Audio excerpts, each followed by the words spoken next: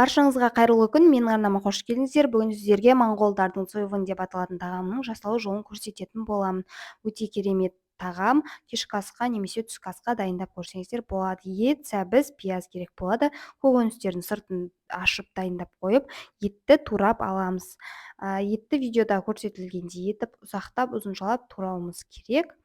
Өте дәмді тағам болады, жасап көріңіздер дегім келеді. Етті дайындап қойған соң қазанға май құйып қыздырып аламыз. Содан соң етімізді салып, қызарғанша әбден қуырып алуымыз қажет болады. Етіміз қуырылғанша енді пиязды турап дайындап ала береміз. Видеода көрсетілгендей етіп турасаңыздар да болады, немесе өздеріңізге ыңғайлы етіп турай берсеңіздер болады. Енді пиязды басқа ыдысқа салып, бір шетке алып қоямыз да, сәбізімізді де турап дайындап қоямыз. Видеода көрсетілгендей сәбізді де ұзынша етіп, палауға қосатын сияқты етіп турауға да болады.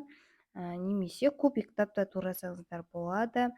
Аса маңызды емес. Енді пиязды салып еттің үстіне жақсылап тағы да қуырып пісіріп аламыз.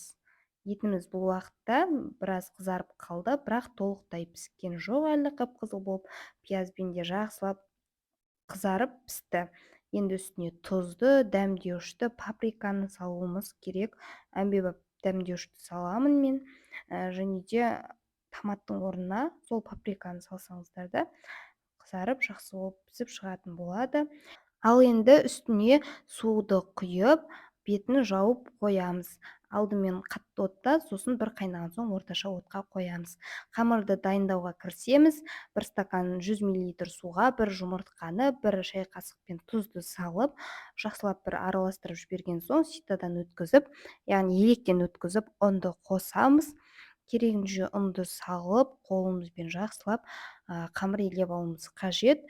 Жақсылап иін қандырып илесек, қамырды жаю оңай болады.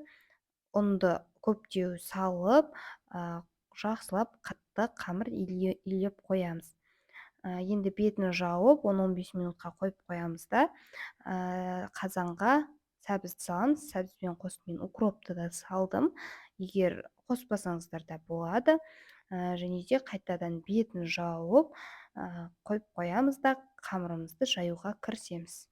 Жалпы бұл тағам цойван деп жазылады екен, бірақ моңғолдар цойвын деп айтады екен. Осындайда ақпараттар бар.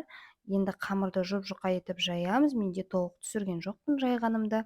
Себебі столдың үстіне штативті қойып түсірген соң қимылдап кетіпті видео, сондықтан да кесіп тастадым жайған жерімді. Енді 4 бөлікке бөлеміз жайған қамырымызды.